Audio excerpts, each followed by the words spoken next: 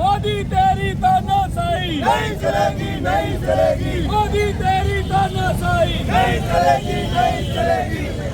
मोदी हटाओ, देश बचाओ। मोदी हटाओ, मोदी हटाओ। राहुल गांधी जिंदाबाद। उनको चुनावी बॉन्ड के जरिए जो पैसा मिला है उसको सुप्रीम कोर्ट ने सार्वजनिक करने का निर्णय दे दिया है और उस निर्णय के बावजूद भी बैंक उसको सार्वजनिक नहीं कर रही है। ये इससे साफ स्पष्ट होता है कि बैंक की और भारत सरकार की, मोदी जी की सांठगांठ है। उस सांठगांठ की वजह से इसको सार्वजनिक नहीं किया जा रहा है और इसको अगर सार्वजनिक करेंगे तो उनकी सारी जो पोल है वो खुल जाएगी, किस तरह से किन किन लोगों से कितना कितना पैसा इनको राजनीतिक पार्टियों को मिला है। उसमें ये तो जग जाहिर है कि पैसा भारतीय जनता पार्टी को जो मिला है वो सबसे ज़्यादा पैसा भारतीय जनता पार्टी को मिला है, बाकी पार्टियों को तो नाम मात्र का पैसा मिला है।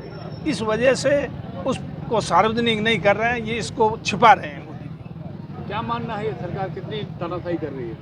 इससे ज़्यादा तानाशाही क्या, जब सुप्रीम कोर्ट का निर्णय आ चुका है उस निर्णय की तहत इसको सार्वजनिक करना है जनता के बीच में, कभी किससे कितना पैसा किस पार्टी को मिला है, तो इसको सार्वजनिक करने में इनको कहाँ परेशानी। और जिसमें सुप्रीम कोर्ट ने निर्णय दे दिया है लेकिन उसके बावजूद भी सार्वजनिक नहीं कर रहे हैं, तो इससे साफ जाहिर है कि दाल में काला है। तो लोकसभा चुनाव जो है भाजपा ने अपनी लिस्ट जारी कर दी है, कांग्रेस कब तक लिस्ट जारी करेगी? ये तो स्क्रीनिंग कमेटी की आज बैठक, आज सीईसी की बैठक है दिल्ली में, उसमें हो जाएंगे, बाकी रहेंगे तो अगली बैठक में हो जाएंगे। गाँव ढाणी में चर्चा है कि हेमाराम जी इस बार लोकसभा चुनाव से टिकट लेंगे और चुनाव लड़ेंगे। ये तो पार्टी तय करेगी किसको चुनाव लड़ाना किसको नहीं लड़ाना। गाँव की चर्चा से टिकट का फैसला तो पार्टी कांग्रेस पार्टी से हेमाराम जी लोकसभा चुनाव लड़ेंगे तो आपका कोई पार्टी टिकट देगी, वो लड़ेगा। पार्टी तो हेमाराम जी बार बार मना करने हैं, क्या वजह है? नहीं, मैंने एमएलए का ही चुनाव नहीं लड़ा, तो फिर अब एमपी का लड़ने की मेरे कोई मतलब नहीं है। पार्टी अगर कहेगी तो चुनाव लड़ोगे आप?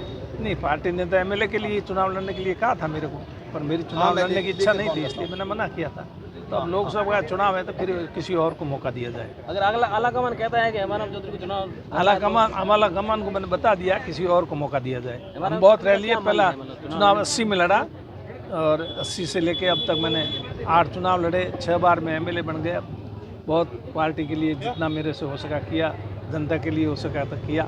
अब इससे आगे और दूसरों को मौका मिलना चाहिए। सर बाड़मेर में की बात करें तो 10 साल से गठबंधन को लेकर आपसे कोई सुझाव क्या? आरएलपी से गठबंधन को लेकर नहीं, इस संबंध में इसकी मेरे को कोई जानकारी नहीं। क्या लगता है आरएलपी और कांग्रेस का गठबंधन होगा? इसकी मेरे को जानकारी नहीं है। ये जो सोशल मीडिया की जानकारी है, इससे अधिक जानकारी नहीं। सर आपने तो प्रमुख दावेदार कौन हो सकता है बाड़मेर से? ये पार्टी तय करेगी। सर पिछले 10 सालों से भाजपा का कब्जा है बाड़मेर में लोकसभा में, क्या वजह है कि कांग्रेस अपने यहाँ सीट नहीं ला पाई? नहीं, वो तो पिछली बार मोदी जी के जो जुमले थे उस जुमलों में आ गई जनता, लेकिन बार बार जुमलों में नहीं आएगी, मैं ऐसा सोचता हूँ। इसलिए इस बार कांग्रेस पार्टी यहाँ से लोकसभा की सीट जीतेगी।